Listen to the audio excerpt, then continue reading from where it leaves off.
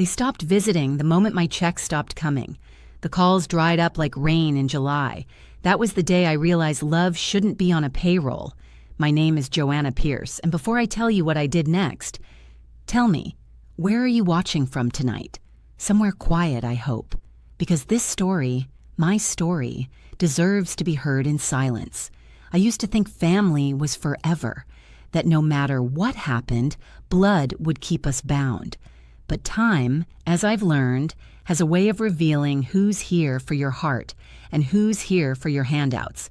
I was a school teacher for 38 years, modest pay, simple life.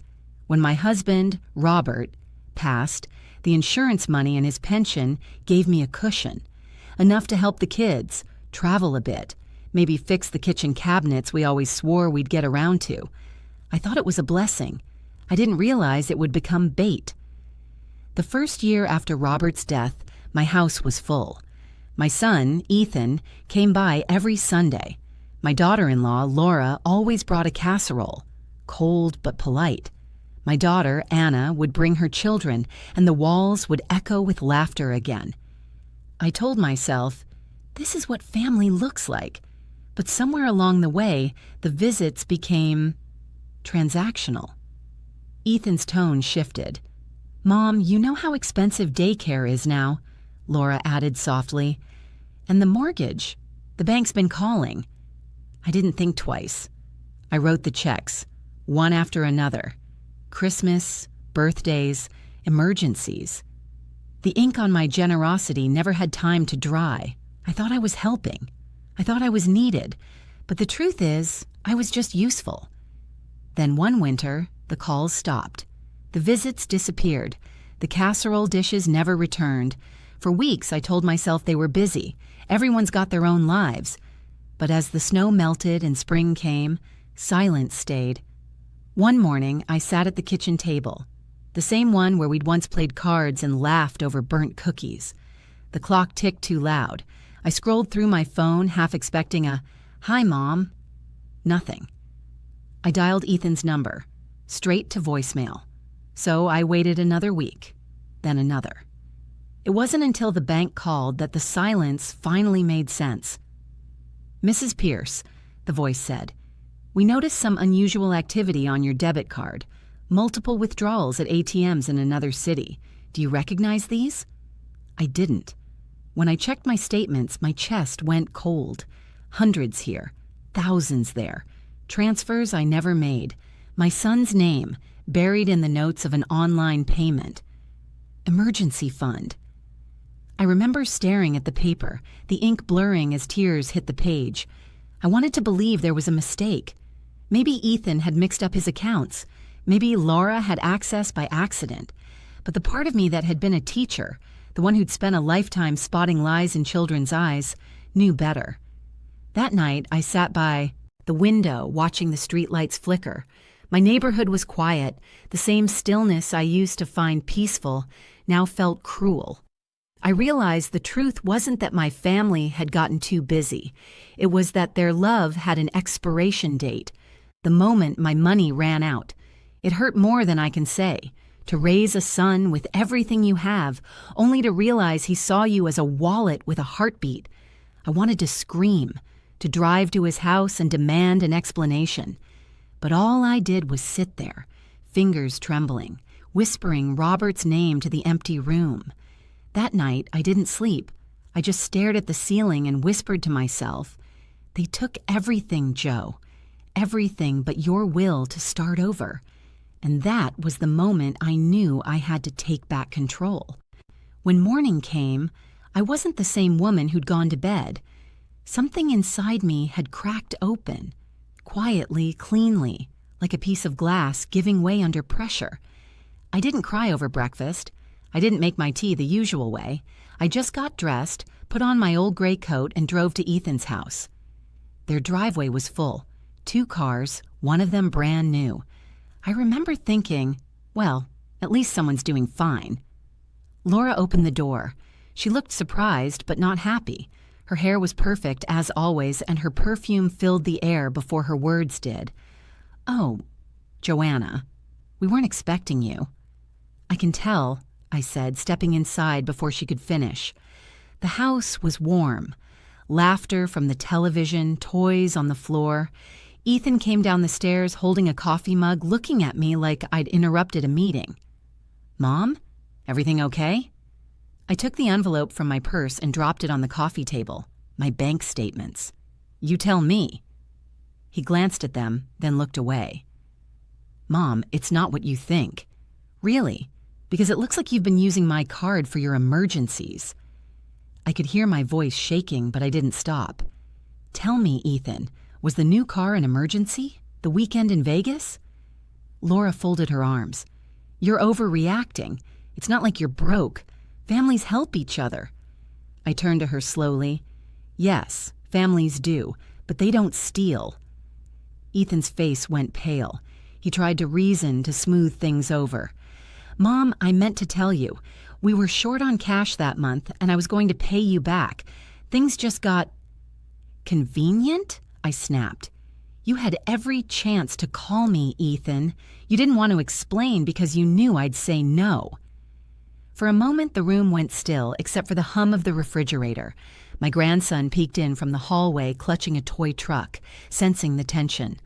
Laura quickly sent him upstairs. I sat down on their couch, the one I'd helped them buy, and for the first time, I didn't feel like a mother visiting her children. I felt like a stranger intruding in someone else's house. I remembered all the Sunday dinners, the holidays I funded, the trips I never took so they could. I remembered holding Ethan's hand at Robert's funeral when he promised, "I'll always take care of you, Mom." Now I knew what that promise had really meant. "I'll take care of your money." "I'm cutting you off," I said finally, my voice calm and steady. "No more checks, no more loans. Whatever love we have, if there's any left, shouldn't depend on my balance." Ethan looked stunned. Laura let out a laugh under her breath, a tiny cruel sound that told me everything I needed to know. As I walked out, Ethan called after me. "Mom, don't make this bigger than it is. You're just tired. You need rest." I turned at the door. "No, Ethan, I need respect, and I think I've already paid enough for that." That evening, I drove to the church. The sun had already set, and the stained glass glowed softly from the inside. I sat in the last pew, head bowed, my hands still shaking. That's when I met Father Miguel. He wasn't what I expected. A young man with tired eyes and a voice that carried calm like a whisper. He sat beside me without a word until I finally said, "I think my children love my money more than they love me." He smiled sadly. "Then you've given too much in the wrong currency." I looked at him. "Meaning?" "Charity given from guilt is not kindness," he said softly. "It's captivity. You've bought their presence for years, Joanna. Maybe it's time to stop paying rent in love." His words struck something deep inside me. That night, for the first time in months, I didn't feel empty. I felt awake. The next morning, I opened my laptop, logged into my account, and saw the total balance, far less than it should have been. My heart sank, but oddly, I wasn't scared. Not anymore. Because I finally understood something. Money could be stolen, but peace had to be taken back. And I was done giving mine away. The next morning, the house felt too big for just me. Every sound, the kettle whistling, the mail slot clattering, echoed like an accusation. For days, I wandered from room to room, touching the walls Robert and I had painted, the piano Anna used to play, the empty guest room where my grandchildren once slept. I realized that what used to be my home had become a museum of moments no one cared to visit anymore. I sat at the kitchen table with my tea, watching the steam curl upward, and whispered, "What do you do when love runs out?" The answer came quietly, almost like Robert's voice in my mind. "You start again." So I did something no one expected. I called my lawyer. Her name was Amelia Grant. Sharp-eyed, steady-voiced, she'd handled Robert's estate years ago. "Joanna," she said when I arrived, "you sound different." "I am," I told her. "I'm done being afraid of what happens if I stop giving." I slid my folder across the desk, Account summaries, property titles, jewelry appraisals. Amelia looked them over carefully.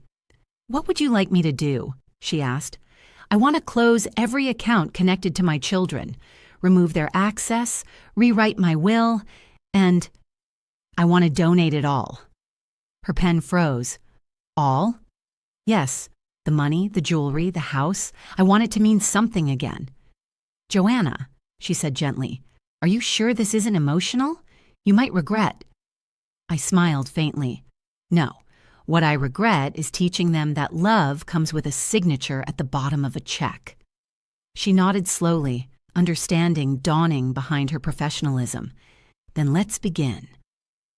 We spent hours sorting through documents, bank closures, legal transfers, donation agreements. She arranged it so that my late husband's pension would be divided among 3 children's hospitals and a women's shelter downtown. Each form I signed felt like shedding an old skin. When it was over, I held the last envelope in my hand, my jewelry appraisal. Robert had given me a diamond pendant on our 25th anniversary.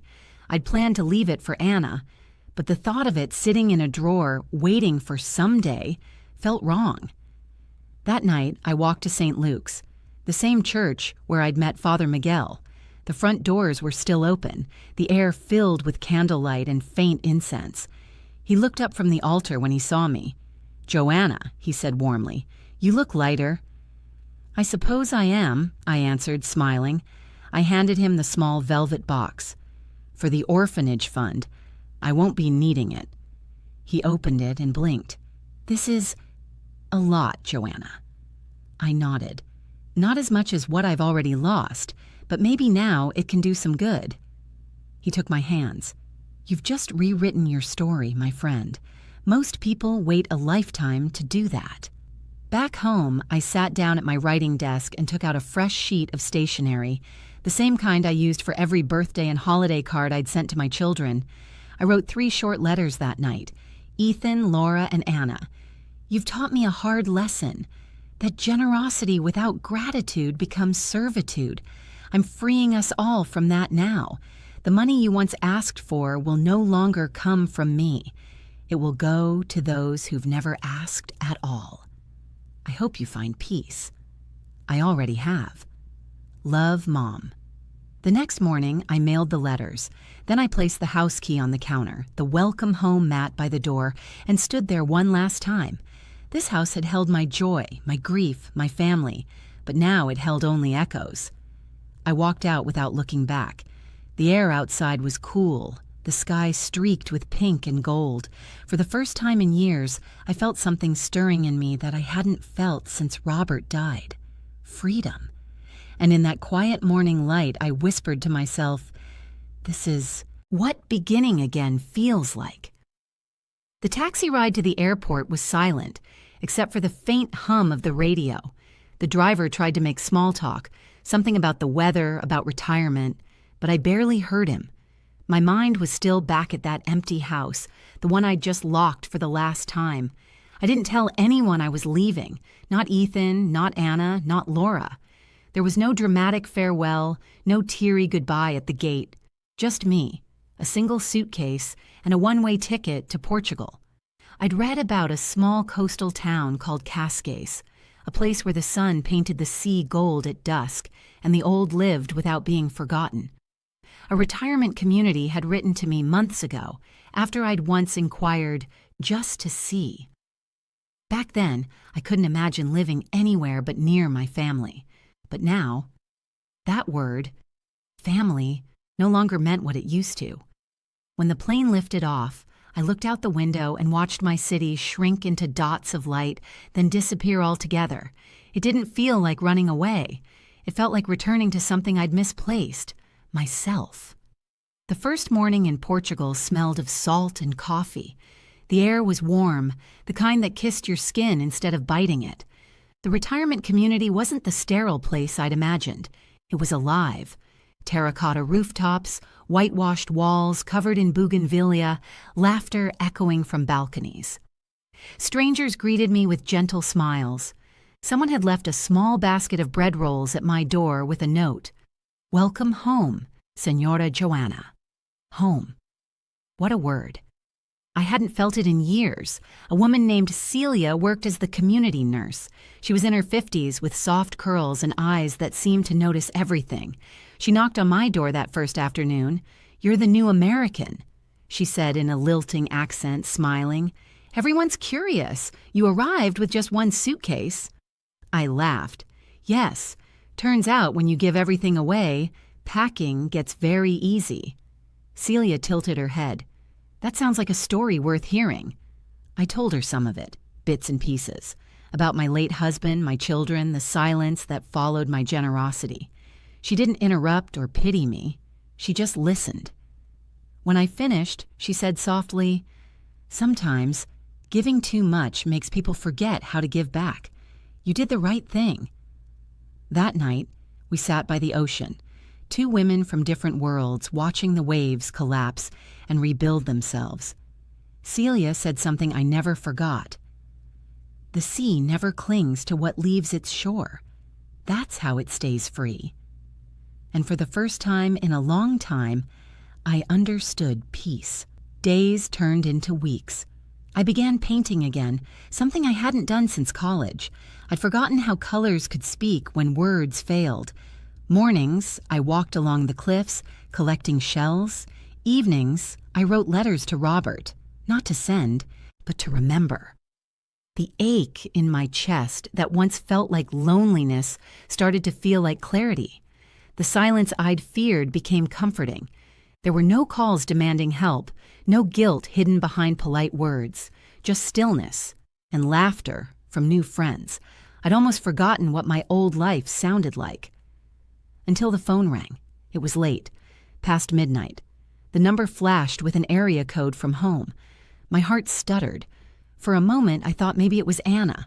Maybe she'd found my letters and understood. But when I answered, it was Ethan's voice. "Mom?" A pause, then strained and trembling. "Please, call us back. It's urgent." I froze. His tone wasn't angry this time. It was desperate. I could hear someone crying faintly in the background. Laura, maybe. He said something about trouble with the business, about needing help, about how they missed me. Then the line went dead. I sat there, phone in hand, staring at the sea through the window. The waves were calm, unbothered. But inside me, a storm had started again. They finally called. But not because they missed me. Because they missed what I used to give. When the phone rang that night, it didn't sound like a call. It sounded like a ghost, one I had buried but never quite mourned. The screen glowed in the dark. Ethan. For a moment, my fingers hovered over the phone. My first instinct was to answer, because no matter how old a mother becomes, that reflex never dies. You hear your child's name, and your heart still moves before your mind can stop it. But something inside me whispered, "Wait." I pressed play instead. His voice filled the room, breaking the quiet rhythm of the sea outside my window. "Mom, it's me. Please call us back. It's urgent. Things are bad. The business, it's collapsing. Laura's father pulled out the funding. We're losing the house. I know we haven't talked, but please, please, Mom, we need you." There was a muffled sob in the background, Laura's voice faint but audible. "Tell her we're sorry. Tell her we didn't mean it." Then silence. For a long time, I just sat there, the message echoing in the dark.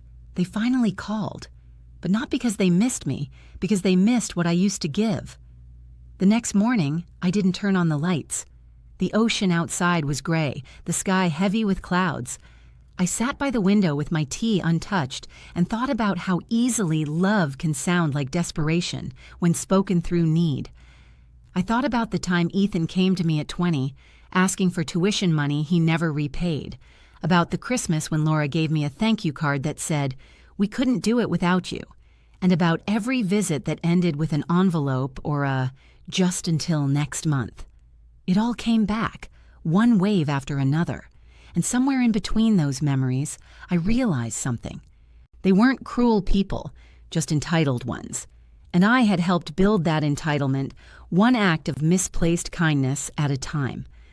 Later that day, Celia knocked on my door holding a basket of fresh oranges.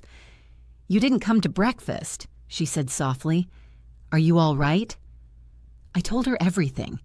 The voicemail, the desperation in Ethan's voice, the guilt that always followed. She listened quietly, peeling an orange as I spoke. When I finished, she said, "You know, in my country we say, a mother's hands are made to give, but her heart must learn to rest." I smiled faintly. "And when it doesn't? Then she keeps feeding mouths that will never say thank you." Her words hit me like truth always does, slow, sharp, and undeniable. That evening, the sky broke open. Rain fell hard against the terrace tiles, drumming like memory. I took out a small notebook, my journal, and began to write.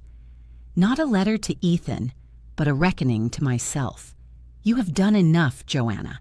You have given until the giving hurt more than the silence. You cannot save those who mistake your love for an ATM withdrawal. You can only save the woman who forgot how to say no." When I put the pen down, I felt lighter. I poured myself a glass of red wine and opened the windows, letting the smell of rain drift in. Then, just as I began to relax, the phone buzzed again. Voicemail, this time from Laura. "Joanna, it's Laura. I know you're upset. I know Ethan crossed lines. We all did. But please, we're drowning here. You've always been the strong one, the smart one. You can fix this, like you always do." Like you always do. I almost laughed. That single sentence was the story of my entire motherhood. They didn't want me. They wanted my ability to fix what they broke. My wisdom was currency. My love was leverage. The next morning, the rain stopped. The world smelled clean. I made my bed, combed my hair, put on my soft blue sweater. The one Robert always said made my eyes look like calm water. Then I sat at my desk and wrote a letter. Not to beg, not to scold. Just to say goodbye properly this time. "Dear Ethan, I heard your message. I'm sorry things are hard, but I can't be the solution anymore. For years, I confused money with love. I thought keeping you comfortable meant keeping you close. I see now that comfort without consequence breeds dependency, not care. I hope you find strength in the struggle. I truly do. But my chapter in your story is over. I am safe. I am at peace. And I hope one day you'll understand that peace can't be bought or borrowed. It has to be earned. Love, Mom." I sealed the envelope but never mailed it. Some truths are meant to be written, not delivered. That night, the community hosted a small celebration for a neighbor's birthday. Fairy lights hung from olive trees. Laughter floated through the courtyard, and someone played a soft guitar tune. I stood there among strangers who felt more like family than my own blood. When they passed me a glass of wine, I raised it quietly. "To peace," I said. Celia clinked her glass against mine. "And to never answering the wrong calls again." Later, when I lay in bed, I replayed Ethan's message one last time. But this time, I didn't feel pain. I felt distance, a kind of emotional ocean between who I was and who I had become. I whispered into the dark, "I forgive you, Ethan, but I'm not coming back." The sea roared softly outside, as if it approved, and for the first time in my entire life, I didn't feel responsible for anyone else's storm, just my own calm. I turned off the light and smiled into the darkness, because sometimes peace doesn't come when they apologize. It comes when you stop waiting for the call. The days after the call were strangely quiet, not empty, just still, like the world had paused to let me catch up to myself. Every morning the sea greeted me first. Its rhythm was steady, forgiving. The gulls circled lazily above the cliffs, and the fishermen's shouts carried across the water like small, honest prayers. I'd watch them untangle their nets, their movements patient and sure, and think, that's what healing looks like. No rush, no audience, just quiet persistence. I spent those days in reflection. I walked barefoot on the sand, painted until my wrists ached, and began writing stories again. Stories that weren't about pain, but about becoming. The kind of stories that reminded me life doesn't end when people stop clapping for you. At 72, I had finally learned that starting over doesn't mean erasing what came before. It means owning it, then choosing differently. Celia noticed the change before I did. "You're lighter," she said one morning as we sat outside the cafe overlooking the harbor. "Like someone finally took a heavy bag off your shoulders." I smiled. I suppose I finally realized I was the one carrying it. She chuckled. "You know, I think we all have that moment. Some people call it freedom. Others call it growing up." "For me," I said softly, stirring my coffee, "it's called peace." The community had begun to feel like family, though no one demanded anything from me. The people there didn't ask what I could give. They just wanted my company, my laughter, my stories. On Wednesdays, I taught English to the local children. On Fridays, I joined the art class. The walls of the community hall soon filled with colors, landscapes, seascapes, portraits of faces that finally looked alive again. One afternoon, Celia came running, holding a thick envelope. "Mail for you, Senora Joanna, from America." My heart fluttered. I hadn't expected anything, not after the silence that followed. Those calls. The handwriting on the envelope stopped me cold. It wasn't Ethan's. It was Anna's. I opened it carefully, afraid the paper might dissolve under the weight of memory. "Mom, I don't know if this letter will find you, but I needed to try. I know what happened with Ethan. I was angry at first, but mostly at myself, for not seeing it sooner. You were right all along. We took from you because it was easy, because you never said no. I told myself it was love, but it wasn't. It was comfort, and comfort made us blind. I don't want your money, Mom. I don't want anything except a chance to see you again. I've missed your voice, your cooking, your laugh that used to shake the whole house. If you'll have me, I'd love to visit, just to talk, just to be near you. Love always, Anna." I didn't realize I was crying until I saw the ink bleed across the page. It wasn't the words themselves. It was the sincerity in them, the absence of guilt, the presence of love. I pressed the letter to my heart and whispered, "You found me, my girl." That night I sat by the water, writing her back. "My dearest Anna, you've already given me what I needed. Your truth. You don't have to ask to visit. My door is open, but more importantly, my heart is too. Come when you're ready. Bring only yourself. Leave the guilt behind. You'll find me by the sea, where the sunsets turn the water gold. When you arrive, I'll be waiting with coffee and stories, and maybe a little forgiveness for us both. Love, Mom." 3 weeks later, she came. It was early evening when the taxi pulled up near the garden. I recognized her instantly, her dark hair tied back, her nervous smile just like mine when I was younger. She hesitated at the gate, holding her suitcase, eyes scanning the courtyard until they found me. I didn't move at first. I just looked at her, the daughter who had once avoided my calls, now standing in front of me trembling like a child. Then I opened my arms. She came running. We didn't speak for a long time. There were no apologies, no speeches, no explanations. Just a long, trembling embrace that seemed to bridge the years between us. When she finally pulled back, she laughed through her tears. "You smell like paint and salt water, Mom." "And you," I said, smiling, "smell like coming home." That night, the whole community celebrated. They thought Anna's arrival was an event worth toasting to.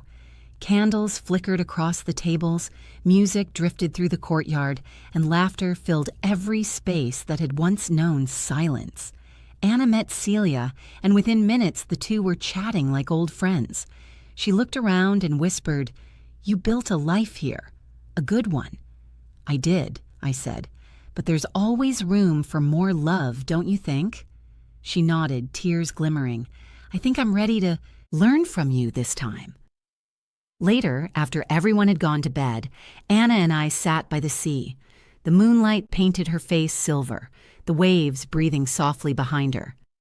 "Do you miss them?" she asked quietly. I knew who she meant. "Sometimes," I admitted, "but not in the way I used to. Missing someone doesn't always mean wanting them back. It can just mean remembering what you gave, and finally forgiving yourself for giving too much." She reached for my hand. "I'm sorry it took me so long." "It's all right," I said, squeezing her fingers gently. "Sometimes people have to lose the warmth before they understand the fire." When the night grew colder, we stood. Anna leaned her head on my shoulder, just like she used to when she was little. I looked out at the horizon, the endless dark of the ocean, and thought of all the women who might be watching this, sitting somewhere in their own silence, wondering if it's too late to start again. So I said softly, for them as much as for myself, "They say you lose family when you walk away, but sometimes you find yourself instead. And when you do, the right ones find you too." The sea murmured in agreement, brushing foam over my feet. I closed my eyes, breathed in the salt air, and smiled, because this time I wasn't waiting for anyone's call. I was already home,